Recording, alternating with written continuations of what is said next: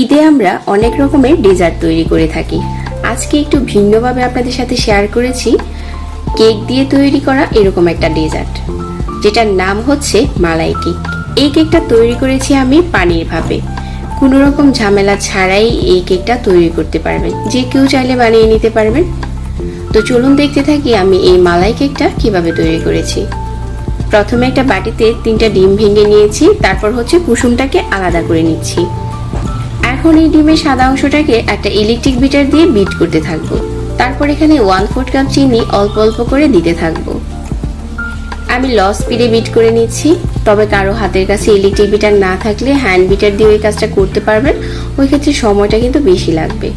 তো সবটা চিনি দেওয়া হয়ে গেছে আর অনেকটা ফোম হয়ে গেছে আমাদের ডিমের সাদা অংশটা। এখানে আমি 1/4 চা চামচ ভ্যানিলা এসেন্স দিয়ে দিচ্ছি।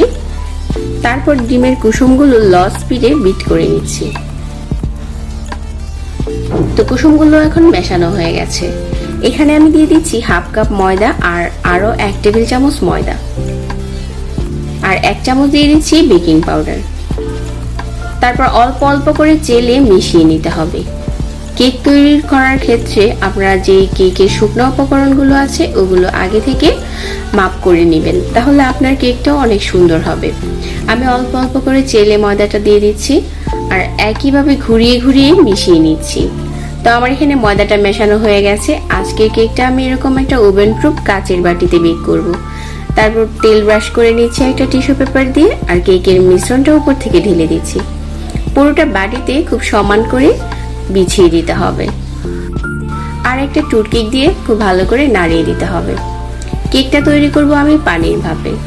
চুলায় একটা পাত্র বসিয়ে আমি একটা স্ট্যান্ড দিয়েছি আর পর্যাপ্ত পরিমাণের পানি দিয়ে 20 থেকে 25 মিনিটের মাঝে এই কেকটা বেক করা হয়ে যাবে। এখন আমি ঢাকনাটা সরিয়ে নিচ্ছি। কেকটা অনেকটা ফুলে গেছে। এখন একটা কাঠি দিয়ে চেক করে নিচ্ছি কেকটা কতটা ভিতর থেকে ক্লিন হয়েছে কিনা। তো কেকটা এখন ঠান্ডা করে নিচ্ছি, আর এদিকে আমি মালাই তৈরি করে নিচ্ছি। একটা পাত্রে নিয়ে নিচ্ছি 2 কাপ লিকুইড মিল্ক। বেশ কিছুক্ষণ জাল করে নেওয়ার পর এখানে 1/4 কাপ দিয়ে দিচ্ছি কনডেন্স মিল্ক। আরো কিছুক্ষণ জাল করে নেওয়ার পর অনেকটা কালার চেঞ্জ হয়ে গেছে আর ঘন হয়ে গেছে। আমাদের মালাই এখন তৈরি হয়ে গেছে। চুলা থেকে নামিয়ে ঠান্ডা করে নিচ্ছি। তো কেকটা পুরোপুরি ঠান্ডা হয়ে যাওয়ার পর একটা টুথপিক দিয়ে খুব ভালো করে কেকটাকে কেচে নিতে হবে উপরটা, তাহলে ভিতরে মালাইটা খুব ভালো করে প্রবেশ করবে। তারপর মালাইটা ঢেলে দিচ্ছি আর উপরে বাদাম কুচি দিয়ে সাজিয়ে দিচ্ছি। এই ডেজার্টটা তৈরি করতে আপনাকে কোনো রকম কষ্ট করতে হবে না, ঝামেলা ছাড়া এই ডেজার্টটা বানিয়ে নিতে পারেন, তবে খেতে অনেক মজার। কেকটা এখন মালাই খেয়ে খুবই সফট হয়ে গেছে। অল্প সময়ে এভাবে করে বাসায় মালাই কেকটা বানিয়ে নিতে পারেন। আপনার ঈদটাও হয়ে উঠবে খুবই স্পেশাল। আশা করছি সবার কাছে আজকের রেসিপি ভালো লেগেছে। আরো অনেক সহজ রেসিপি পেতে চ্যানেলের সাথেই থাকুন। অনেক ভালো থাকুন। আজকে বিদায় নিচ্ছি। আল্লাহ হাফেজ।